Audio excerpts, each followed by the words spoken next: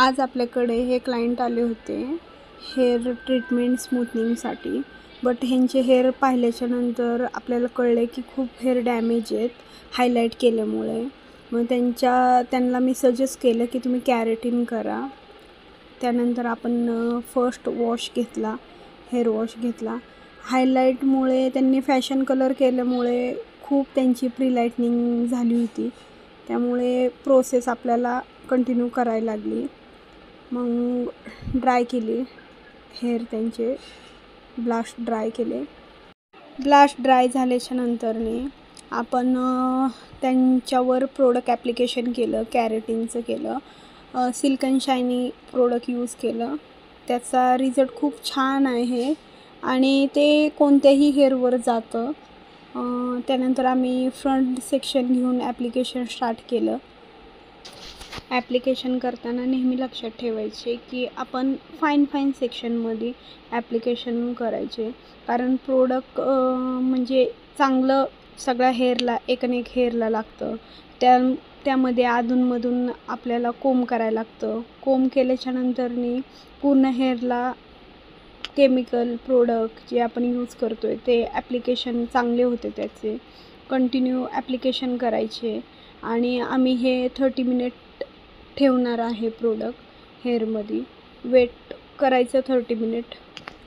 आपलं ॲप्लिकेशन चांगलं हवं आहे, कारण जेवढं आपण छोटे सेक्शन घेऊन, जेवढं फाईन सेक्शन घेऊन आपण ॲप्लिकेशन करू तेवढं प्रोडक्ट छान बसतं हेअरमध्ये. जास्त करून हायलाईट्स किंवा असं कोणतेही कलर केले असतील तर मी सजेशन देईन की त्यांनी प्रोटीन ट्रीटमेंटच घ्यावी.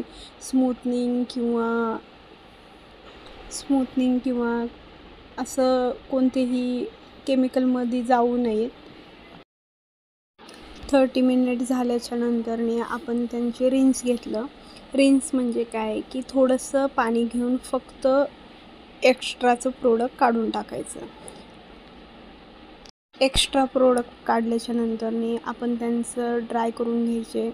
100% ड्राय करायचे हेअर पूर्ण. ड्राय झाल्याच्या नंतरनी काय होतं की धूर वगैरे होत नाही. म्हणजे प्रोडक्ट काय कॅरेटिनमध्ये कसं असतं की जास्त प्रोडक्ट ठेवल्याच्या नंतरनी त्याच्यावरच आयनिंग करतात, तर ह्या प्रोडक्टमध्ये तशी प्रोसेस नाही आहे. ह्यामध्ये ॲप्लिकेशन करायचं, रिन्स आऊट करायचं. रिन्स आऊट केल्याच्या नंतरनी एक्सेस प्रोडक्ट आपण काढून टाकतो आहे आणि बाकीचं हेअरमध्ये ठेवतो आहे आपण. आता आपण आयनिंग करतो आहे सेक्शन, फाईन सेक्शनमध्येच, का तर प्रोडक्ट फिक्स करण्यासाठी. आयनिंग मात्र परफेक्ट पाहिजे. कोणतंही केमिकल किंवा कॅरेटिन म्हणा, केमिकल म्हणा, प्रोटीन ट्रीटमेंट म्हणा, आयनिंग परफेक्टच पाहिजे. कारण जेवढी तुम्ही आयनिंग प्रेसिंग व्यवस्थित कराल ना तेवढं रिझल्ट चांगला येतो. त्यानंतरनी आपण 15 मिनटं थांबून हेअर परत वॉश केले. वॉश म्हणजे फक्त conditioner wash, mid length to end conditioner लावून आपण हेअर वॉश केला. पण आज मी कंडिशनर नाही यूज केले, मी मास्क यूज केला आहे ह्याचा. तर त्याचा रिझल्ट पण छान आहे. स्पा पण म्हणजे त्याचा खूप छान आहे ह्याच प्रोडक्टचा, सिल्क अँड शायनीचा. त्यानंतर कंडिशनर किंवा मास्क वगैरे लावलं आपण हेअर असे कोंब पण करून घ्यायचे, कारण पूर्ण हेअरमधला गुंता वगैरे काय असेल ना ते पूर्ण निघून जाते, रिमूव्ह होते पूर्ण हेअरमधला गुंता वगैरे.